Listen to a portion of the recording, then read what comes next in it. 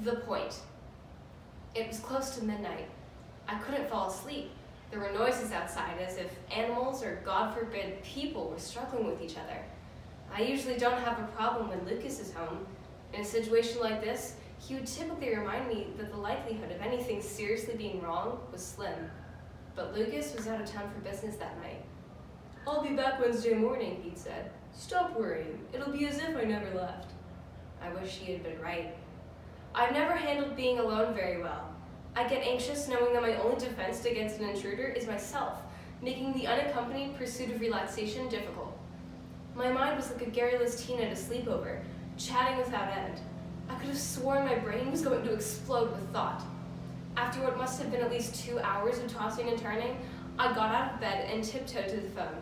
I didn't turn on the lights for fear that something truly was wrong outside. Lucas picked up his cell phone on the third ring. He usually picks up on the second. "Babe," he asked, "is everything all right?" I sighed deeply. "Yes," I sighed. "No. I keep hearing noises and have this uneasy feeling in my stomach. You know how I am when we're not together." He chuckled. "It's fine, I promise. You're going to be okay. Remember those breathing techniques we talked about?" In through the nose for 5 seconds, out through the mouth for 10. A relaxation technique he once read about in a magazine. "How could I forget?" I asked. "I'll try. Sorry for waking you.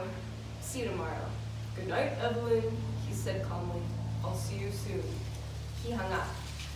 I held the phone to my chest as my cheeks flushed. He only calls me Evelyn when he knows I need it.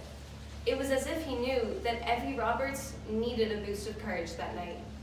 So, I went back to bed and tried the breathing technique, then heard a thump from outside. Again, I tried the breathing technique. No luck. I can't call Lucas again, I thought. I'll just have to deal with this myself.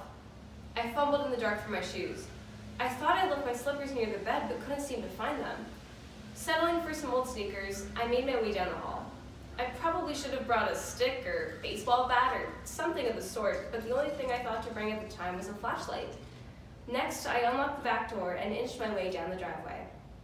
At first glance, everything seemed normal, but then I saw something shimmering in the moonlight. I knelt down and saw it was a pen, specifically one that was cracked. I leaned in to touch it, but stopped short. Something inside of me told me that I shouldn't. Suddenly, a few leaves rustled ahead of me.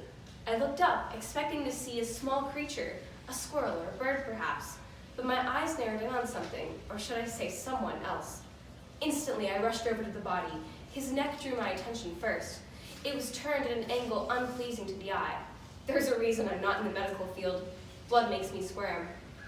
My eyes drifted down to his hand. It was clenched around something rather tightly. I pried his fingers open to find a compass.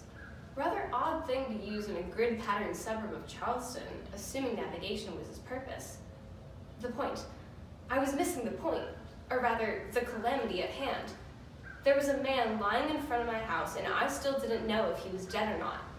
I ran a finger just under his nose. No sign of breath. I felt for a pulse, but there was none. He was dead. My uneasiness was justified. Something truly had been wrong, and I had the daunting responsibility of putting the pieces together. I stumbled back into the house and tried to pick up the phone. It fell on the floor. Shit, I screeched. Shit. My fingers took control.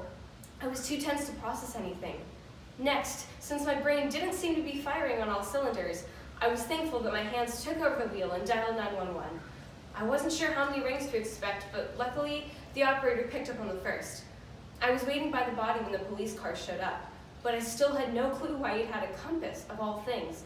It just made no sense. Was he playing a game? Perhaps looking for someone? It was too late by the time the officers arrived to figure out anything else. They had said not to touch him any more than I already had, so that I would avoid messing up the evidence. Several officers rushed straight from the cars to the body. Following them was a cop striding towards my direction, more leisurely than the others. "Thanks for your cooperation, ma'am. You might be needed at the station later on, but for now, just keep your eyes peeled and try to relax," he said. "Of course, officer," I replied. "Anything to help." "You stumbled into quite the mess here. We've already got people working on finding the killer," he said. "It's quite an obscure case." He pulled out his notebook and looked over a few pages, then back up at me. He paused, then said, "You're positive you left him just how you found him? Nothing out of place?" I nodded. "I'm sure." He closed the notebook. "Just a precaution. I'm sure you understand. Try to get some sleep. We'll handle it from here," he said as he gestured towards the house, making it known that my presence was no longer wanted. When I got back inside, I locked the door and leaned against the refrigerator. I pulled the compass out of my pocket and studied it for a moment before laying it on the counter and heading back into my room. I'll figure it out in the morning, I thought. The alarm clock shrieked me out of bed at 7 the next morning. I put on my bathrobe and walked into the kitchen. As I went to the refrigerator to get ingredients for breakfast, I noticed something on the counter by the door. It was a compass. No, it was the compass from the night before, the events of which came flooding back to me. Muscles tensed up and breathing quickened. A wave of nervousness swept over me and my hands started to shake. Then, afraid I might jostle or damage it, I approached the compass slowly. Upon further examination, I saw that the needle was pointing toward the back door. It guided itself into my hands and myself out the door.